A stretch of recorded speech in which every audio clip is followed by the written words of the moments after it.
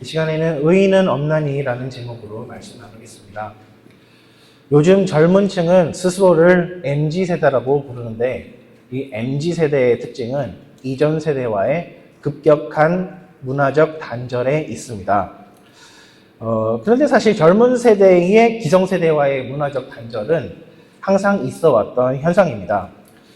제가 청년일 시절에는 우리 스스로를 X세대 혹은 개성파라고 불렀습니다. 혹시 개성파라는 단어 기억나시나요? 네,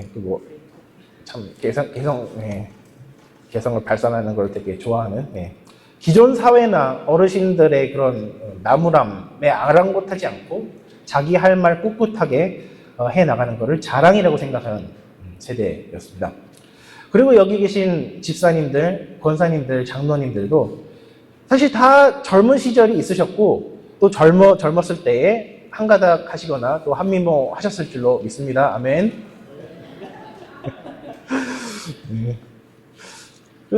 그래서 젊었을 때를 생각해 보시면은 이게 기성세대에 이렇게 알아서 숙이고 들어가는 그런 것이 오히려 이상한 것이죠. 젊은이들한테 맞지 않는 것이죠. 그런데 이 MZ세대의 특징은 문화적 세대 단절의 커트라인이 이전보다 훨씬 더 낮아졌다라고 하는 것입니다. 그러니까 대학교에 들어갈 때에 코로나를 경험한 3학년 이하의 세대와 그리고 입학한 후에 코로나를 경험한 4학년 이상의 세대에서 이제 문화적 갭이 벌써 존재한다라고 벌써 얘기를 하고 있더라고요. 그래서 지난주에 이제 복학한 청년들과 함께 잠깐 교제를 나눴는데, 아니, 자기네들도 졸업 안 했으면서 뭐 1학년들하고 세대 차이 난다고 그러고 있어요. 네. 또 레원이라는 힙합 가수 있거든요. 그 가수가 이제 OMG, 원래는 OMG라고 하는데 OMZ라고 하면서 그런 곡에서 자기 자신을 나는 MZ세대에서 소외된 그 젊은 꼰대 같아 이렇게 고백한 적이 있습니다. 아마도 자아를 형성하는 중요한 시기에 코로나라는 어떤 범지구적인 전염병 앞에 기존 사회 체계가 무력해지는 모습을 보면서 자란 이들은 아무래도 기존 사회 체계에 대한 비관적인 전망 그리고 낮은 기대치를 가질 수밖에 없고, 이에 따라 젊은이들의 고유한 어떤 개인주의적인 성향이 예전보다 더 높아진 것이 아닌가 싶습니다. 이 MZ세대를 특징적으로 잘 나타내주는 표현이 있는데, 죄송합니다. 어쩔TV 들어보셨나요? 한 번쯤 들어보셨을 거예요. 누가 나에게 잘못을 지적하면은 어떻게 사용하는 겁니까? 예시를 들어보면 어쩔TV 저쩔TV라고 하면서 약 올리는 것이죠. 이와 관련된 MZ세대의 또 다른 키워드는 무지성 혹은 뇌절이라고 합니다. 어쩔 테냐라는 말에다가 가전제품인 TV를 붙이는 것은 아무런 지성적인 연관이 없어요. 그렇죠? 아무런 연관이 없는데 갖다 붙이는 거죠. 그래서 자매품으로 어쩔 냉장고도 있다고 합니다. 어쩔 냉장고, 저쩔 냉장고. 뇌절이라고 하면은 이제 번개를 가른다는 이제 일본 애니메이션의 설정에서 나오는 그런 무예의 이름인데, 이게 변해가지고 사람의 뇌 혹은 논리적인 사유를 아예 절단해버린다. 그래서 무지성으로 간다 이런 뜻입니다. 그래서 이 단어는 뇌절이라는 단어는 어떻게 사용하냐면요. 참 젊은 세대들은 다 아는 거 이거 왜 얘기하나 지겹죠. 그런데 어르신들은 몰라요. 1절, 2절까지는 괜찮은데 갑자기 뇌절을 해버린다 이런 식으로 사용을 합니다. 자, 아시겠죠? 저만 몰랐던 것 같아요. 다들 알고 계시네. 어쨌든 MZ세대의 특징은 기존 사회의 논리 혹은 이성적인 사유를 무의미한 것으로 만든다, 비웃는다라는 점에 있습니다. 항상 그런 건 아니겠지만 특히 자기의 잘못을 지적받을 때 그런다는 얘기겠죠. 그런데 MZ세대와 20, 30년 전의 X세대는 비슷하면서도 다른 것 같습니다. 여기에 대해서 학자들은 포스트 모더니즘과 포스트 트루스를 구별합니다. 포스트 모더니즘이라고 하는 것은 진리가 있긴 하겠지만 절대적인 진리가 없을 뿐 상대적인 진리는 그래도 있다. 그리고 진리라는 것은 상대적인 진리밖에 없다. 이렇게 말하는 게 포스트 모더니즘이고요. 근데 포스트 트루스라고 하면은 이거는 탈진리, 탈진실이라고 번역을 하고, 이러한 현상은 진리가 있건 말건 나는 관심이 없다, I don't care 라고 하는 것이 이제 포스트 트루스라고 하는 현상입니다. 그래서 진리가 있냐 없냐에 대해 판단하려 하지 않기 때문에 포스트 트루스는 하나의 사상이라고 볼 수는 없고, 그래서 하나의 이즘이라고 붙이지는 않습니다. 그저 하나의 현상이라고 얘기할 뿐입니다. 그리고 이러한 탈진리의 현상을 가장 잘 대변하는 소위 요즘 것들의, 죄송합니다, 그런 표현들이 어쩔 TV인 것이죠.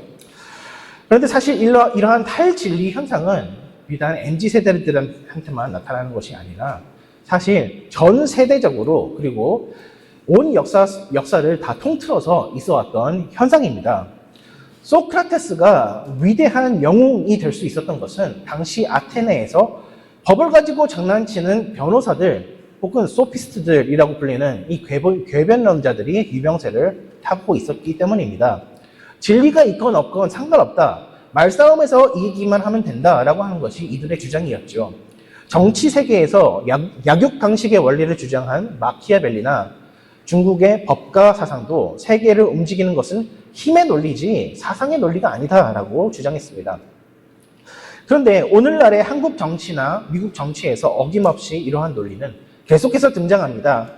당의 논리가 어떤 실체적인 진실이나 과학적 박력의 논리보다 우선시됩니다.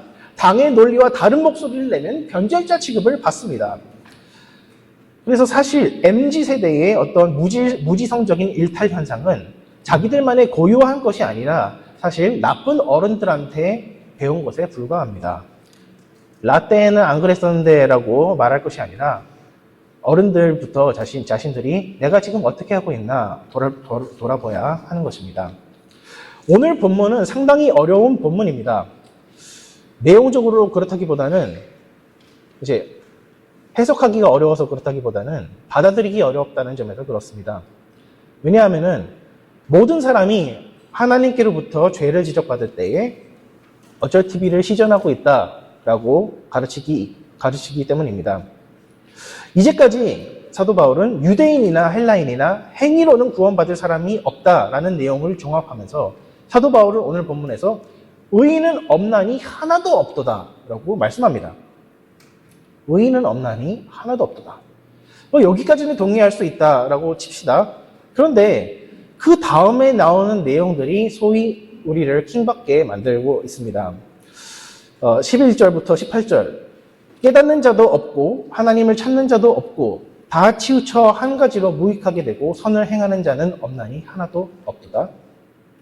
저희 목구멍은 열린 무덤이요 그 혀로는 속임을 베풀며 그 입술에는 독사의 독이 있고 그 입에는 저주와 악독이 가득하고 그 발은 피 흘리는데 빠른지라 파멸과 고생이 그 길에 있어 평강의 길을 알지 못하였고 저희 눈앞에 하나님을 두려워함이 없느니라 함과 같으니라. 이 말씀이 어디 불교나 힌두교 믿는 사람들에 대한 말씀이라고 한다면은 이걸 동의하는 것이 어렵지는 않을 것입니다. 그런데 문제는 모든 사람들이 다 이렇게 행동하고 있다라고 오늘 본문이 가르치고 있다는 점에 있습니다.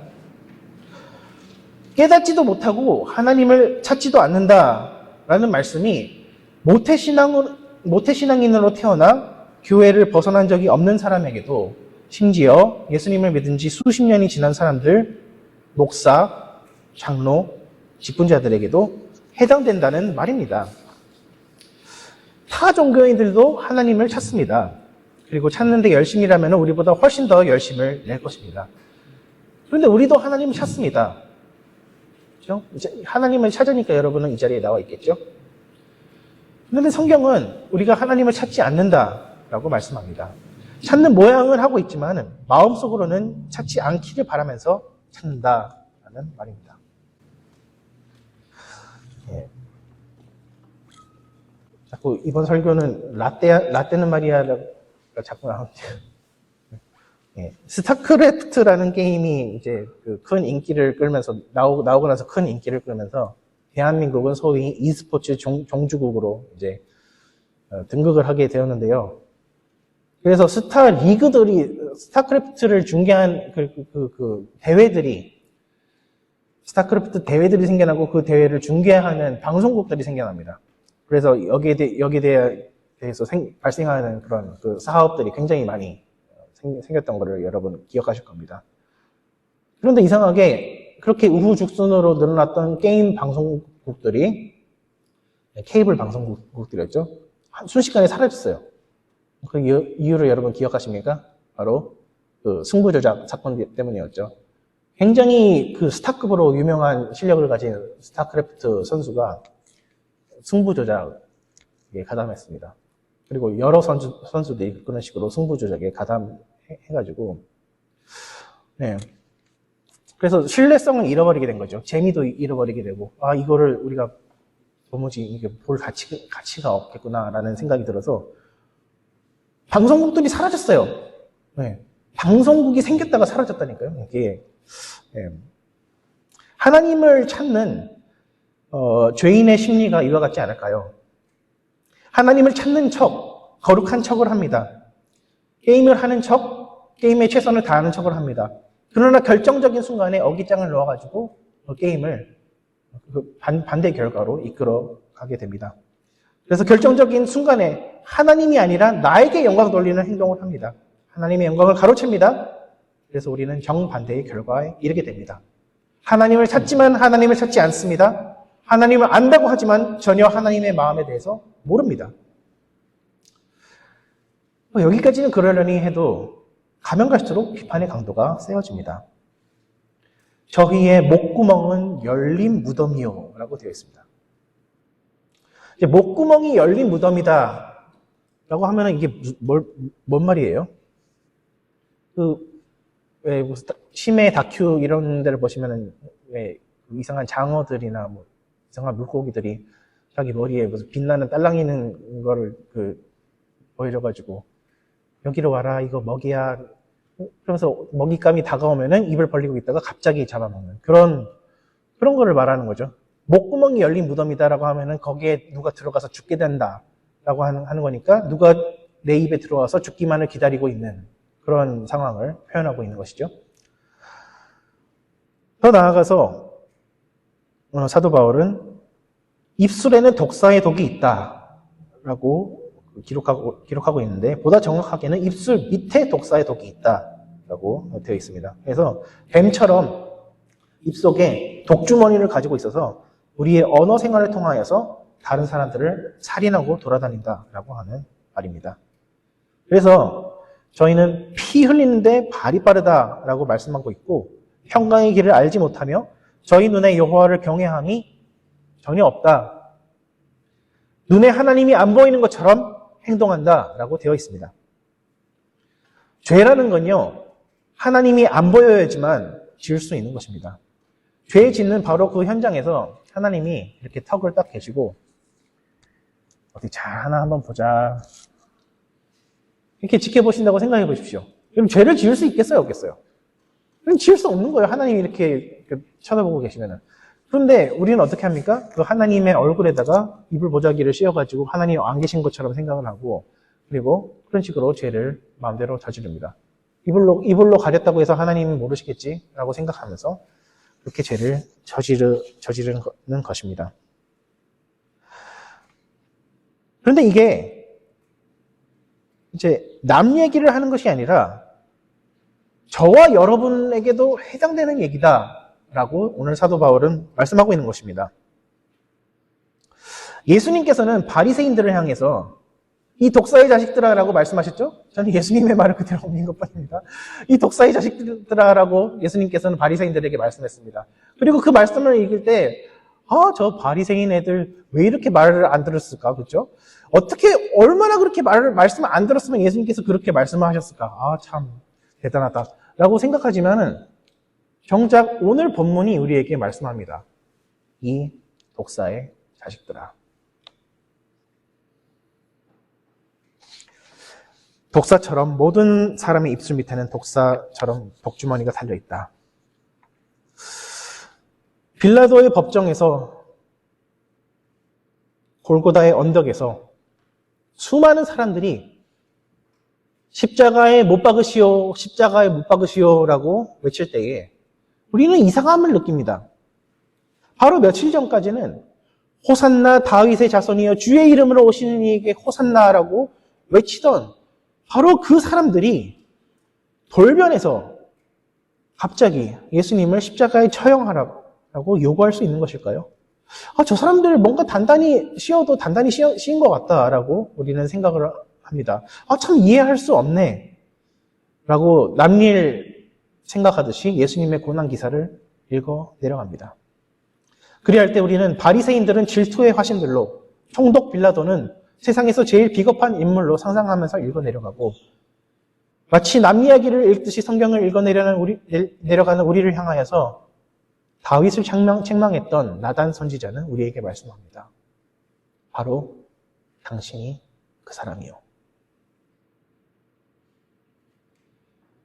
가만히 있는 형제 자매에게 우리가 말과 행동으로 상처와 피해를 줄 때에 우리는 예수님을 핍박한 것이나 다름없습니다.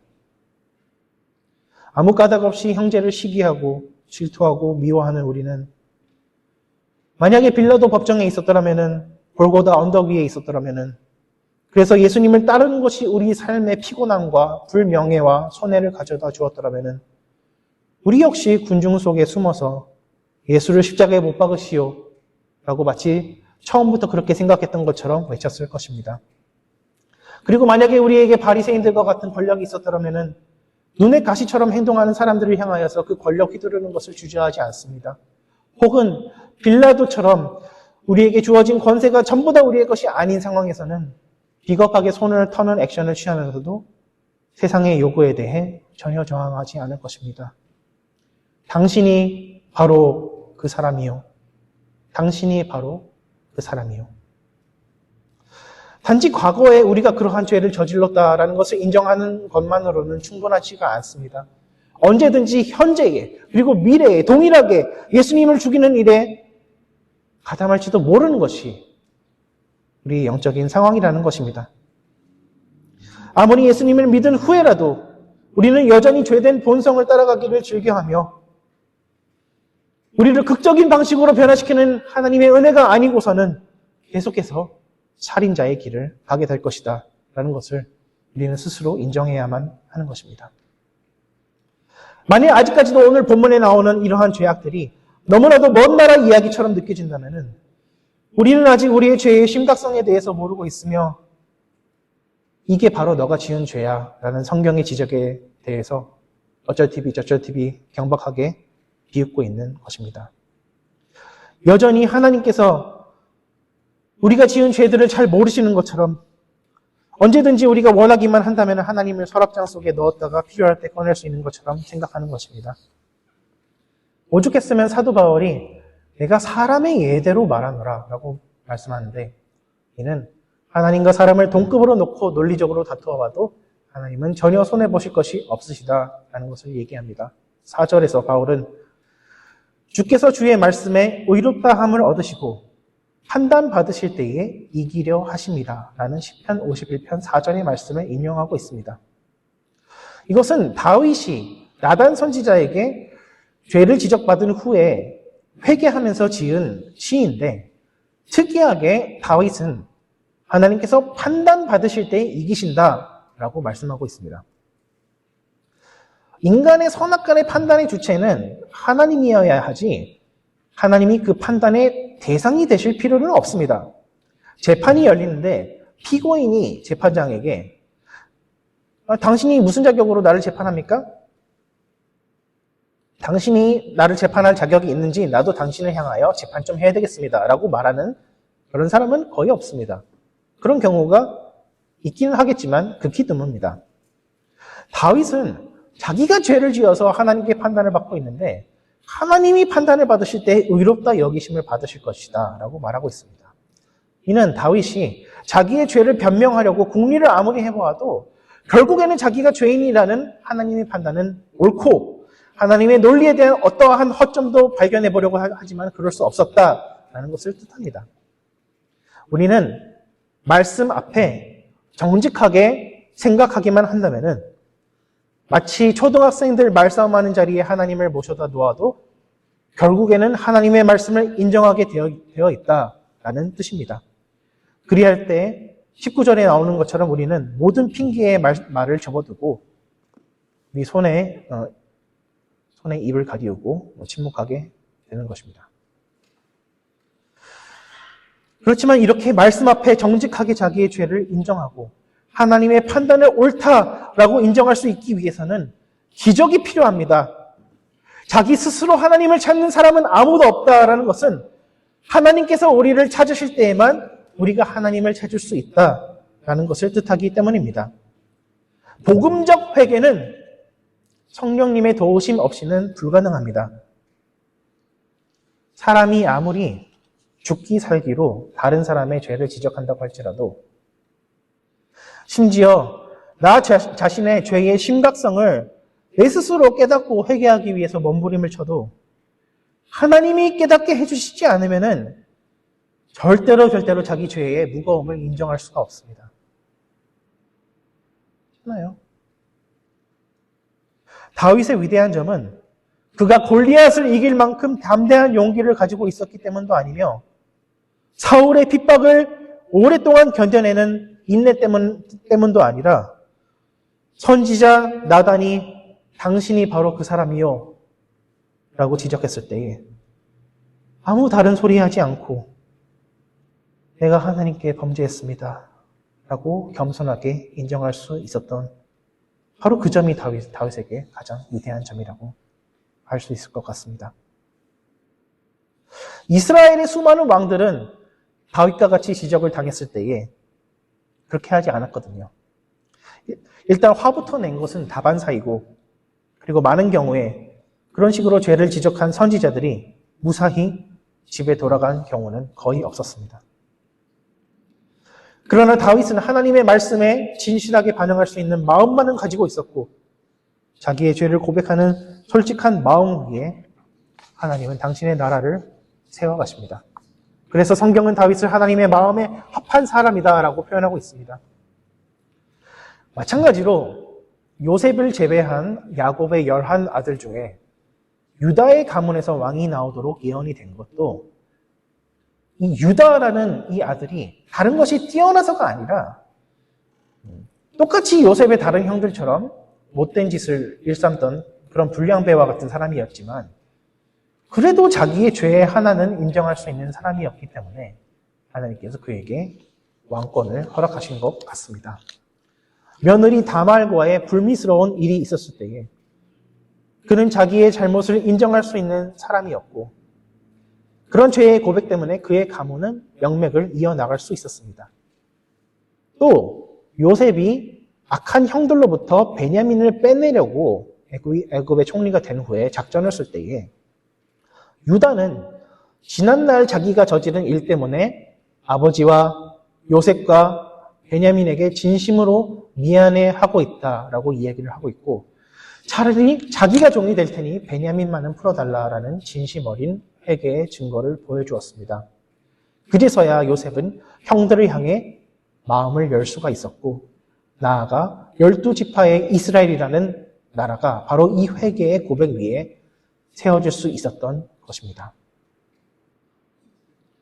야곱은 위대한 신앙적인 인물이었지만 그의 신앙은 여전히 개인주의적이었습니다.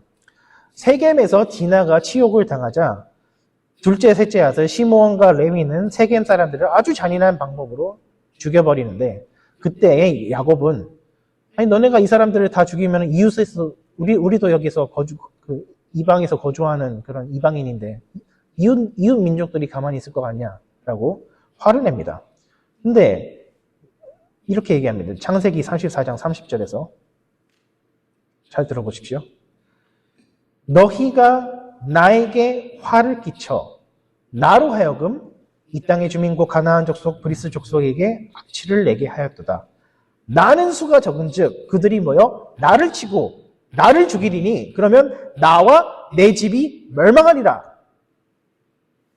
이 짧은 한 구절에 나라는 단어가 도대체 몇 번이나 나오는 겁니까? 그렇죠? 근데 이 나에 시므온과 레위는 포함되어 있는 건가요? 아닌가요? 포함이 안 돼 있어요. 시므온과 레위는 나라는 개념에 우리라는 개념에 아예 포함 자체가 안 돼 있는 거예요. 너네가 어떻게 그렇게 할 수 있어? 그러니까 야곱은 평생 이게 상처를 가지고 살아가는 거죠. 외삼촌 라반이 나를 속여가지고 원래는 내가 라헬하고 결혼해야 되는데 레아하고 결혼해가지고 내가 이렇게 살고 있다. 이런 그 상처, 그런 트라우마가 자기 삶을 지배하고 있었던 것이죠. 그러나 어쨌든 이러한 이기주의적인 마인드 때문에 그걸 극복하지 못했기 때문에 결국에는 누가 손해를 당합니까? 자기가 제일 아끼는 그 아들이 오랜 시간 동안 고통을 받게 되는 것입니다. 긴 시간이 흐른 후에 유다는 베냐민 대신에 차라리 자기가 종이 되겠다라고 얘기합니다. 자기가 요셉을 팔아버린 그 죄, 아버지의 마음을 아프게 한 죄, 그 죄가 너무나도 크기 때문에 형제들보다 낮은 사람이 되겠다라고 자처합니다. 만일 그때에도 유다가 못된 마음을 품고 있었다면 베냐민과 아버지 야곱을 손절할 수도 있었을 것입니다. 그럼 유다라고 생각해 보세요. 평생 아버지는 요셉하고 베냐민만 사랑하는데 아니 애굽에 식량을 얻으러 갔더니 베냐민도 달라고 하네. 잘 됐네. 차라리 베냐민 여기 놔두고 아버지 마음 아프게 하면 어때? 뭐 아버지 마음 아프시면 아프신 거지. 뭐 그거는 아버지 사정이지. 내가 내 알 바 아니다 라고 충분히 유다는 그렇게 생각할 수 있었을 것입니다. 그러나 그러지 않고 진심으로 요셉에 대한 그런 미안한 마음을 가지고서 차라리 자기가 종이 될 테니까 베냐민을 풀어주세요. 차라리 자기가 종이 될 테니까 우리 아버지 마음을 아프지 말게 해주세요. 라고 얘기하는 그런 모습을 보면서 요셉은 맨 처음에 이제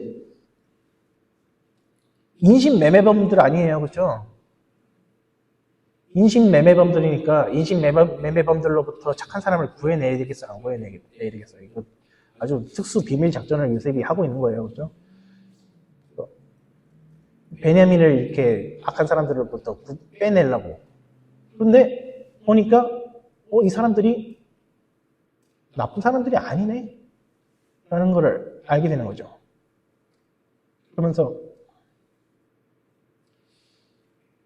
이 사람들이 진짜 나를 위해서 미안해하는 마음이 있구나. 라는 그 마음을 볼 때에 내가 누군지 밝혀도 되겠다. 그래서 울면서 자기 자신을 밝히죠.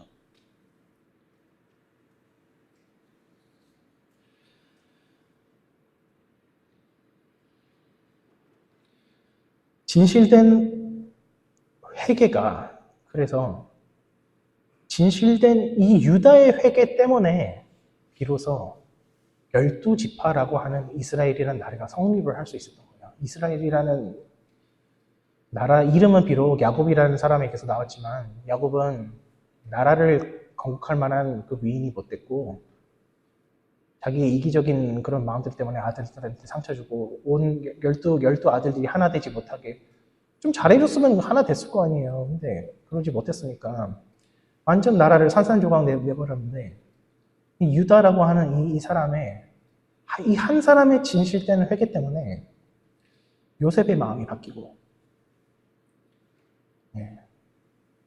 온 가족이 뿔뿔이 흩어졌던 온 가족이 하나로 모일 수 있게 되었던 것입니다.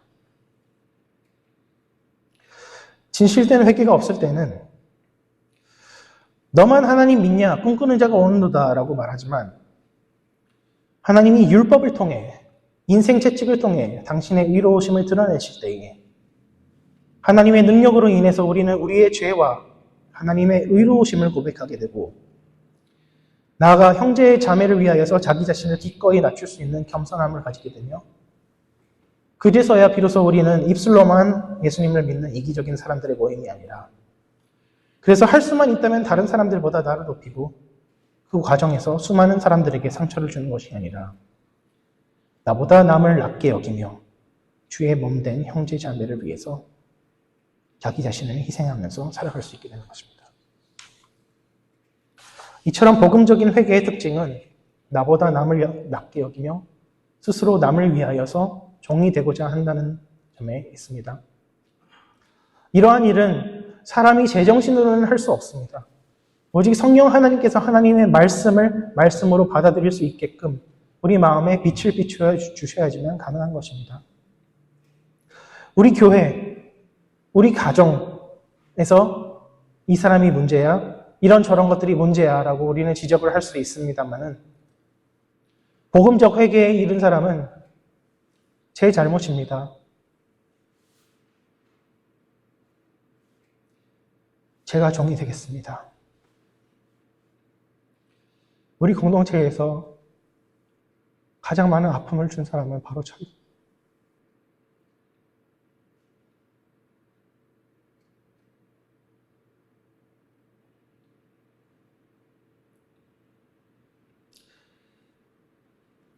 다른 사람이 아니라 바로 저입니다.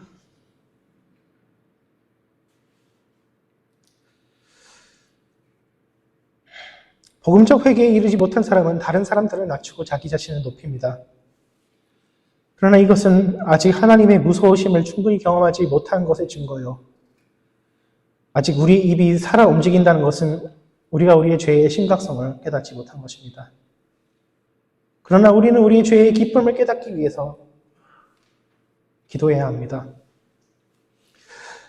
우리의 죄의 기쁨을 깨달을 때에 비로소 우리가 하나님께 얼마나 많은 사랑이 비추셨는지 알게 되고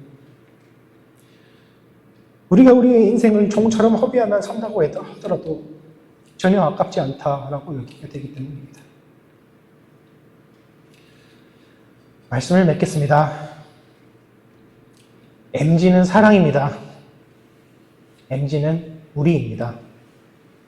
모든 사람에게는 각자의 개성을 표출하고자 하는 욕구가 있으며 나아가서 자기의 죄를 정당화하기 위해서 객관적인 진리를 보려하지 않고 핑계대는 성향이 반드시 있습니다. 그러나 인간이 개인주의적이고 이기주의적인 성향을 극복해낼 수 있는 것은 하나님께서 당신의 말씀을 우리에게 깨닫게 해주실 때뿐입니다. 내가 더 말씀을 잘 깨달았노라, 내가 더 겸손하노라 라고 자랑할 수 있는 세대는 없습니다. 하나님의 말씀 앞에 정직하게 깨어지고 마음 깊이 하나 되는 저와 여러분 되시기를 축원합니다. 기도하겠습니다.